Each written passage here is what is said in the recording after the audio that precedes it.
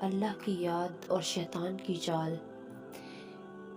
ایک شخص ہر روز رات کی تنہائی میں اللہ کا ذکر کیا کرتا تھا۔ اس کام میں اس نے کبھی ناغہ نہ کیا تھا۔ ایک دن شیطان نے اس کے دل میں وسوسہ ڈالا، اے شخص، تو ہر روز رات کو اللہ اللہ کرتا ہے اور ایک مدت گزر گئی ہے اس کام کو کرتے ہوئے، لیکن کیا کبھی ایک بار بھی اللہ تعالیٰ کی بارگاہ سے جواب میں لبیک ہوئی ہے؟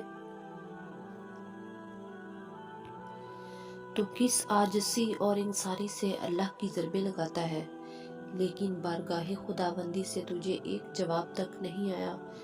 اس شخص کے دل میں اس خیال کا آنا تھا کہ وہ پریشان ہو گیا اور شکستہ خاطر ہو کر لیٹ گیا۔ خواب میں اسے حضرت خضر علیہ السلام کی زیارت ہوئی۔ آپ نے اس سے پوچھا، اے اللہ کے بندے، تو اللہ کے ذکر سے رک کیوں گیا ہے؟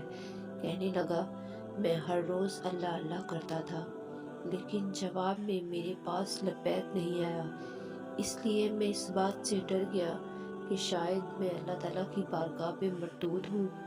یہ سن کر حضرت خضر علیہ السلام نے فرمایا، اے شخص، اللہ پاک نے مجھ سے فرمایا کہ جا میرا بندہ سے کہہ دو کہ اللہ اللہ کرنا میرے ہی کرم کی وجہ سے ہے۔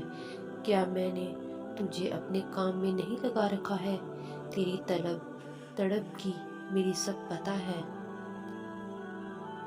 میں تجھے بھولا نہیں ہوں اور نہ ہی میں نے تجھے نظر انداز کیا ہے۔ تیری ہر پکار پر، ہر بار اللہ کہنے پر تجھے 1000 بار لبیک کہتا ہوں۔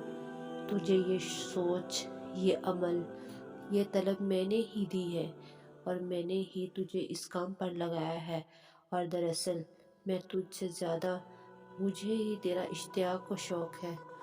اس شخص نے یہ خواب دیکھا تو ہڑبڑا کر اٹھ بیٹھا۔ وہ فوراً صدقے دل سے نائب ہوا اور دوبارہ اللہ تعالیٰ کے ذکر میں مشغول ہو گیا۔